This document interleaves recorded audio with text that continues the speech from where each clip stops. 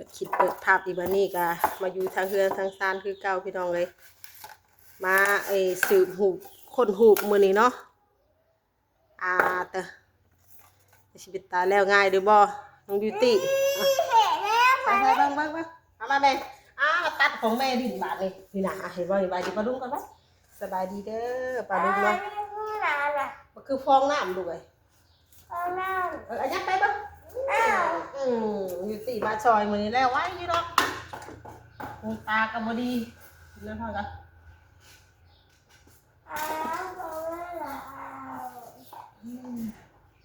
เจ็บคอแล้วพี่น้องติดไอน้ำมันคอเวียงเลยไอบัดขึ้นด้วย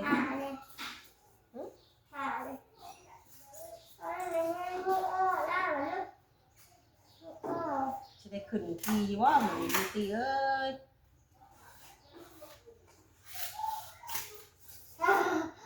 เดี๋ยวหรอกนะ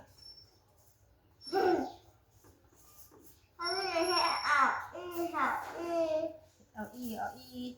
เฮ็ดใบดีปลาลุงหรือบอกกินนี่ใบดีได้มาพบกับไผ่เอาพบกับบิวตี้แคลเฮียนดีแล้วเมื่อแต่แคลเฮียนเบ้ากับบ่แจ้งอีกบิวตี้แคลเฮียนดีแล้วเบ้าบ่แจ้งนำเด้อปลาลุงเด้อ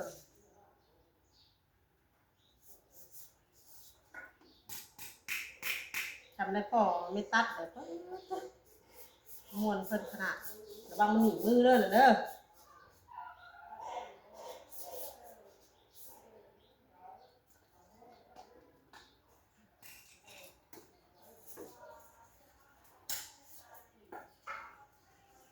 อันนี้เขาใส่พึ่มหน่อยเราไม่ต้องตำเทหน่อยบาดเดียวจากเทหน่อยเสร็จเทใหญ่แบบนี้เทหน่อยก่อน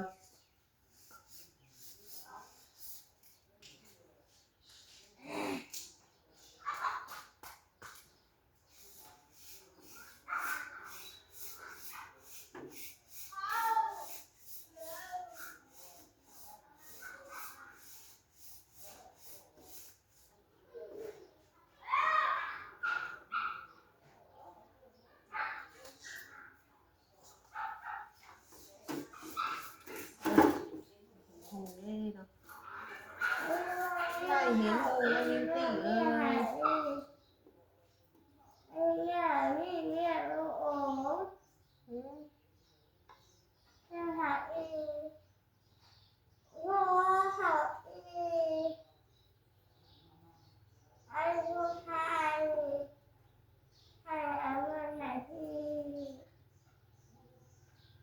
ต้องเอาข้าวกับข้าวกันให้ลงหูเดียวกันเนาะพี่น้องเบิ่งคอยเบิ่งข้าวกับข้าวเส้นหนึ่งดำเส้นหนึ่งลงหูเดียวกันเราก็ได้คิดได้คืนใหม่บ่ได้สัมผัส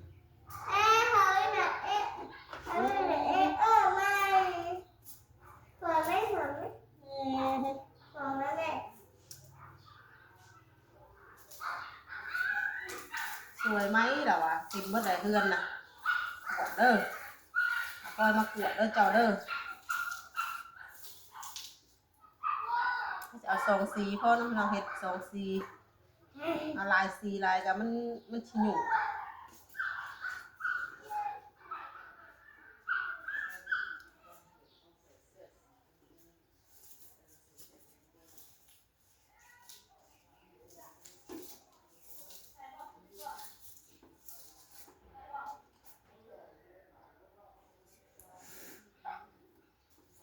ที่ถือหรือบ่นี่กันเพราะว่าเวลาวิเอามาเฮือนพี่น้องบ่ได้ถามในยาจ้ะคิดจะคิดถือเอาไว้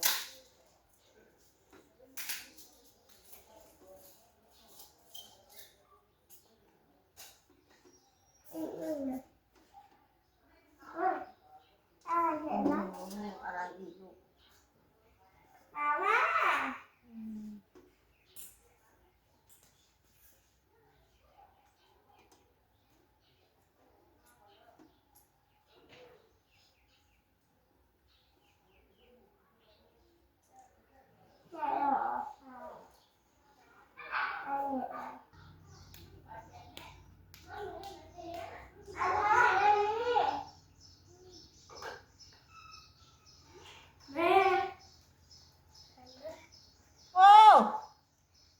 4 กุมภา 4 กุมภา จ้ะ พ่ออายบ่ล่ะบัดนี้พ่อเขาบ่ได้ให้แม่บัดลูกได้ให้แม่บัดนี้มา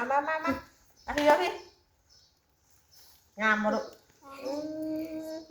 ลูกเฮ็ดเองบ่นี่ เองเลย เออขอบใจลูกเด้อค่ะก้อยถ่ายรูปลูกก้อยถ่ายรูปเป็นบ่เป็น ไม่มีแล้วแหกไหนวะ โอ้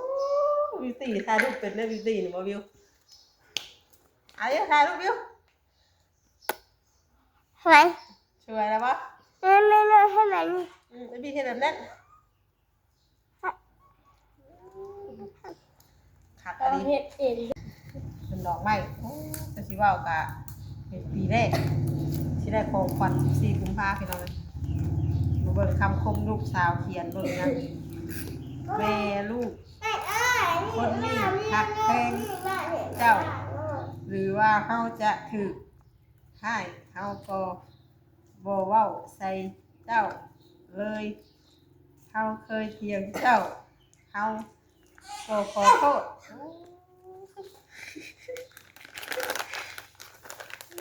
เนาะวิวตี้จะวิวนี่นั่งให้แม่เนี่ยตัวน่ะ แต่พี่ติดให้แม่พี่ติดให้แม่ ไป เซ็ตไหม โอ้เนาะกำลังกันดีอยู่มีกำลังใจบัดนี้ซึ่งเนาะวิว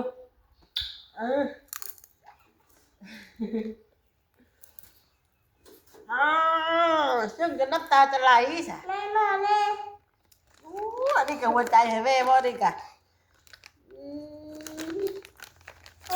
ผู้นี้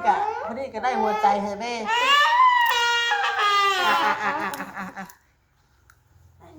ไปไปลูกไป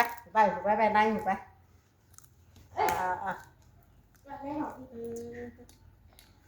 เป็นปีแรกที่ได้น้องพี่น้องของลูก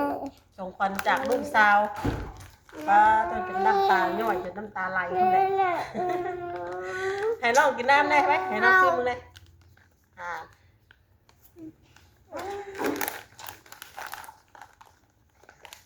พอทีนี้เลยถ้ากับมาถามเพื่อนก็เหนื่อยใจก็แบบมายันดูต้น ไปอยู่เพื่อนนี่แหละแม่ ยันเราจะไปบุ้งเลย บ่มีเทดิเทให้ลูกสาวไปก่อนเลย เอาบางกล่องไม่ถ่ายคือร่างหรอกอะไรเอาเรื่องเป็นแบบนี้ เนาะยังสมุยอยู่นี่รังสะอื่นกับของขวัญลูกสาวให้กินพี่น้องเลยเป็นปีแรกแล้วลูกสาวใหญ่รู้จักกันเอาของขวัญรู้จักความหักให้แม่เลยใหญ่เป็นสาวแล้วบ่ลูก10 ปีบ่10 ปีนี่เนาะ 11 ปีนี้ 11 ปีนี่เลยเริ่มมีความหักแล้วเริ่มมีความหักแล้วเริ่มมันหาดอกไม้ให้แม่เลย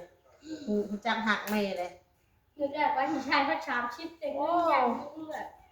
สามีแม่ก็ดีใจแล้วสามีก็แม่ก็เนาะเคยได้แล้วเคยได้หักก็ตั้งจากพ่อก็ยังไม่ได้เคยได้จักเทื่อนะสมัยก็สิสืบพิษถือเนาะพี่น้องตื่นเต้นแฮงอยู่แต่สิสืบผูกพิษแม่ย่าสิให้กับบัดนี้แหละเป็นยังคือใส่หู้หนึ่งสีดำหู้หนึ่งสีขาวบ่ได้ค่ะเพื่อนหู้เดียวกันคือลง2 เส้นบ่แล้วอันนึงสีขาวอันนึงสีดำนี่คือลงหู้เดียวกันนี่บ่แล้วโยกไปซั่นเลยก็จะดีใจตื่นเต้นแฮงเลยลูกเอาของขวัญมาเดินทางมาให้เนาะซึ่งเป็นน้ำใจของลูกปลื้มดีใจแฮงเนาะ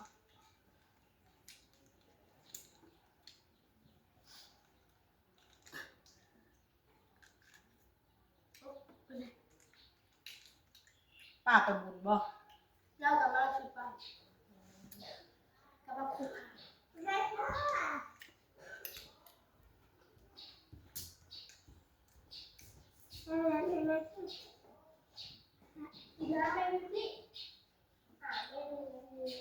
นี่เหรอหายแล้วหายแล้วสักเต้าอันนี้คือเป็นเรือถอดออกไ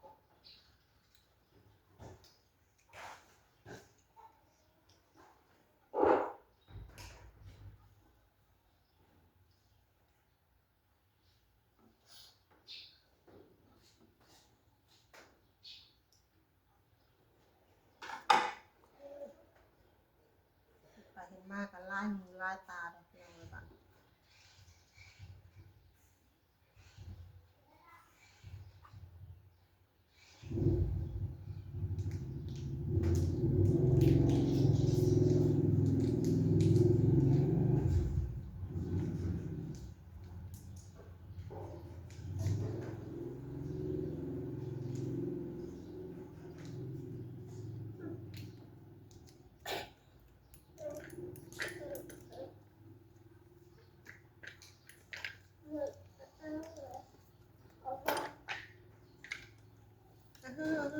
หลาฮะหนูแพ้เลยฮะหนูน้องแพ้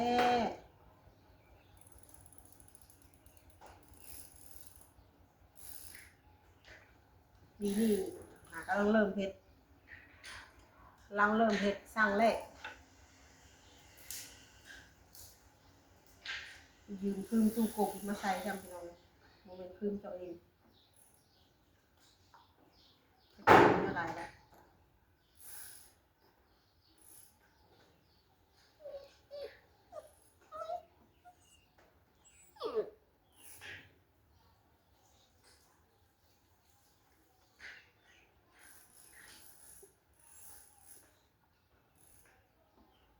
คลิปนี้ก็จะเป็นคลิปสื่อผูกพี่น้องเลย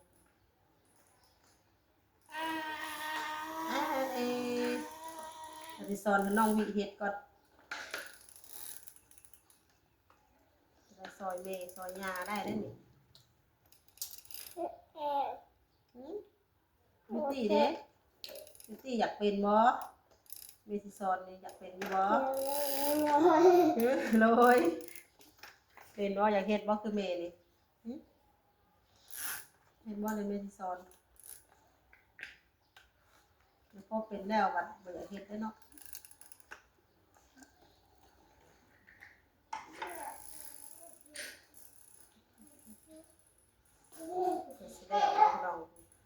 เย็บเทละเส้นเนาะเห็ดบ่ไหวเนี่ยพี่น้องครูเพิ่นเห็ดไหวเพิ่นก็บ่ได้หึงหรอกเนี่ยปึ๊บแป๊บเดียวนี่เดี๋ยวนี่เป็นอันนี้เป็นคนเห็ดเก็บบ่ไหวเลย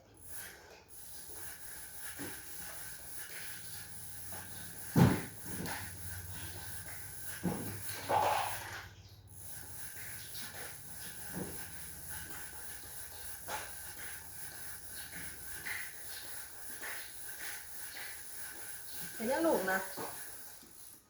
ปั่นลูกอย่าปั่น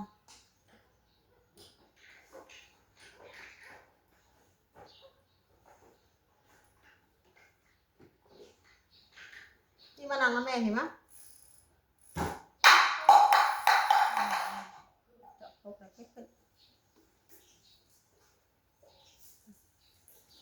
ยาน่ะเราบ่ได้ไปบุญน่ะติลูก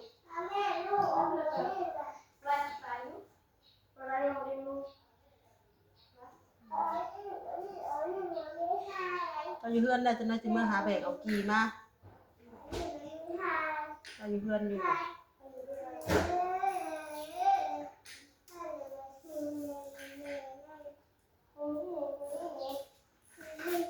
เราไปอยู่กับยันมาเอาขึ้นอย่างนั้น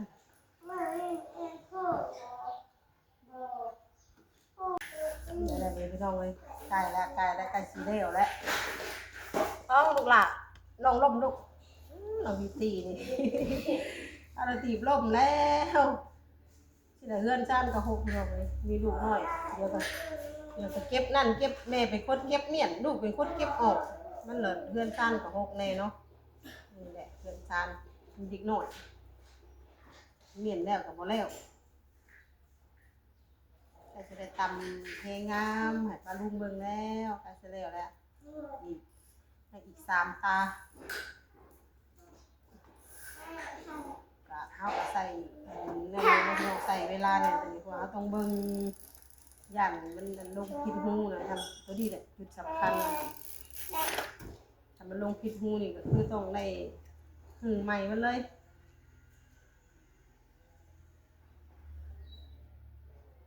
ผิดเช่นหนึ่งคือไปเลยเด้ตัวนี้พี่น้องเอ้ย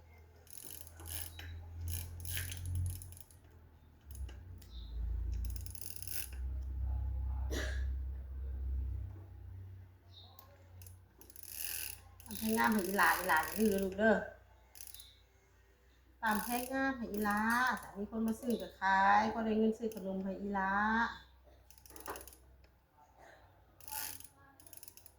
ก็ได้ให้ลูกไปโรงเรียน